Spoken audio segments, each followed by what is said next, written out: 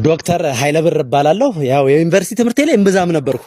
በምንም ብለን አልፈን እንግዲህ ዶክተር ሆነናል። አንድ ቻፕተር ግን በስነ ስርዓት አጥንቼ ነበር። በስነ ስርዓት የቂጥኝን ቻፕተር። ዶክተር በጣም ከባድ ራስ ምታት ነው ያመመኝና በቃ ይጠቀጥቀኛል፣ እንደዚህ ይወጋኛል። ዝም ብሎ ብርሃን ማየት አልችልም ምናምን። በተለይ ድምጽ የሰው ወሬ ማጨራሽ ነው የሚያስጠላኝ። ቃልች ሰው ራስ ምታት አለው ይወጋሃል፣ ከዛ ደግሞ ብርሃን ይከብዳል። ቂጥኝ ነው ይሄ። ዶክተር የጥሬ ስጋ በልቼ በጣም ወደኝ ያመመኝ ነው።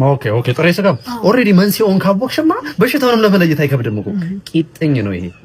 ምሳ የለም ላስቲ ወጥቼ ዶክተር ይወጣ አንዳንድ ሰው ወጣ ምሳ አይ ቂጥኝ ነው የሚሆነው። ያንቺ እንዴ ሳትመረምራ እንዴ ያስታውቃላ።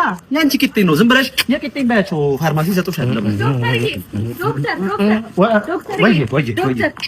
እንደው ባኮስ ልጄ ታሞብኝ እንደው ያጨስ ይቅም የነበረ ልጅ በአንድ ሌሊት ደህና ሆነብሽ። በአንድ ሌሊት ጨዋ ሆነ።